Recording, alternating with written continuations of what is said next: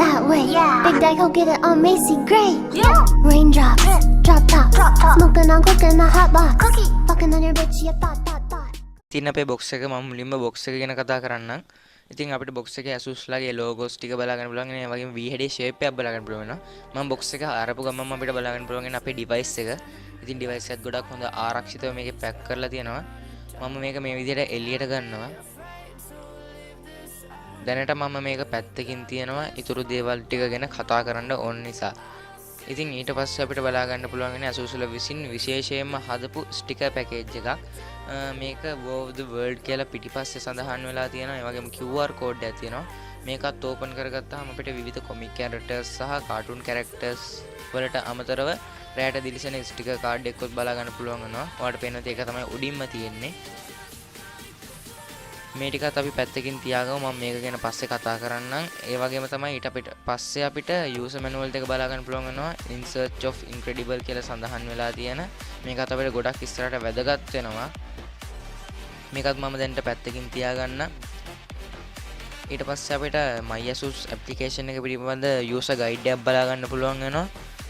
මේක පාවිච්චියෙන් ඔයාලට My Asus app එක පිළිබඳ දැනුමක් ගන්න පුළුවන්. මේකත් පැත්තකින් තියාගත්ත පස්සේ ඊළඟට අපිට හැම laptop එකේම වගේම charging brick එක බලා ගන්න පුළුවන් වෙනවා. මේක ගොඩක්ම පොඩි charging brick එකක්. ඔයාලට පේනවා ඇති. මම මේක ඉටිකොලේ අයින් කරගත්තාම ඔයාලට පැහැදිලිවම පේනවා ඇති මේක ගොඩක්ම පොඩි. ඉතින් අපිට ගොඩක්ම හොඳට පාවිච්චි කරන්න පුළුවන් හොඳ අඩු ඉඩකඩක. ඒ වගේම මේක අග අපිට DC in jack එක බලා ගන්න පුළුවන් වෙනවා. මේකෙන් තමයි මගේ laptop එකට මේක plug කරන්නේ. ඊට පස්සේ හැම laptop එකේ වගේම අපිට power cable එක බලා ගන්න පුළුවන් වෙනවා.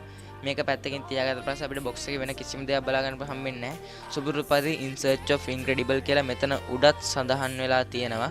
එච්චරයි ඉතින් අපිට box එකේ නම් බලා ගන්න පුළුවන් වෙන්නේ. මේ තියෙන අපේ device එක මම දැන් device එක open කරගන්නවා.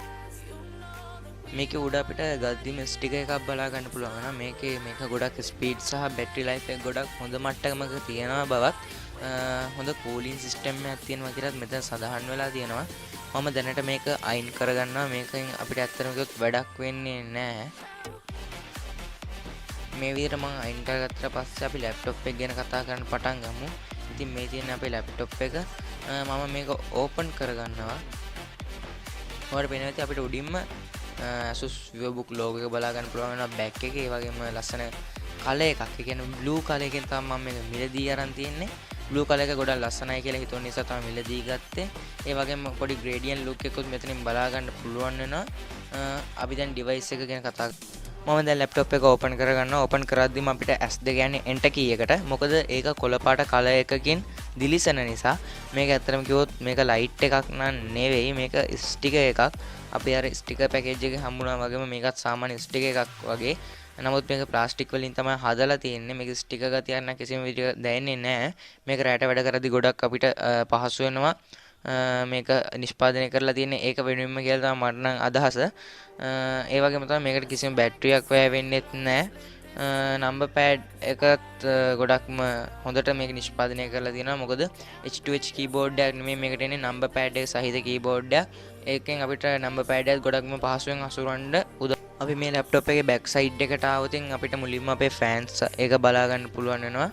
ඒ වගේම මේකේ rubber knobs හතරක් බලා ගන්න පුළුවන් වෙනවා. සමතල බිමක තිබ්බහම මේක හොඳට හීරෙන්නේ නැතුව පාවිච්චි කිරීම සඳහා සහ තවත් කෝඩ් වගේක් සහ QR code එකක් බලා ගන්න පුළුවන් වෙනවා.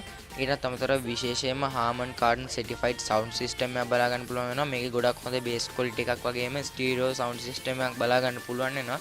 ඒ වගේම laptop එක open කරපුවාමත් අපිට ඒක දකුණු අත කෙළවරේ බලා ගන්න පුළුවන් වෙනවා. ඉතින් Harman Kardon කියන්නේ ගොඩක් හොඳ දෙයක්. ඒ වගේම තමයි මේකේ Core i5 processor එකක් එක්ක 8GB RAM එකක් සහ 1TB hard එකක් එක්ක 11 gen බලා ගන්න පුළුවන් වෙනවා. මේකේ දකුණු පැත්තේ අපිට DC in port එක, HDMI port එක, USB type A port එක, USB type C port එක, ඒ වගේම mic එක සහ headphone එක connect කරන port එක සහ chip එකක් දාන්න පුළුවන් හැකියාව මේකට අපිට ලබා දීලා තියෙනවා. USB C දීම ගැන තමයි සතුටු වෙන්න ඕනේ. අනිත් laptop වල නැති විශේෂ අංගයක් මේක. මේකේ වම් අත පැත්තේ අපිට USB port දෙකක් බලා ගන්න පුළුවන් වෙනවා. ඒ වගේම බැටරි එක charge වෙලාද බැටරි low වෙලාද කියන LED indicator එකකුත් බලා ගන්න පුළුවන් වෙනවා. ඒ වගේම මෙතන ultra sleek design එකක් මෙතනදී මේගොල්ලෝ mention කරලා තියෙනවා.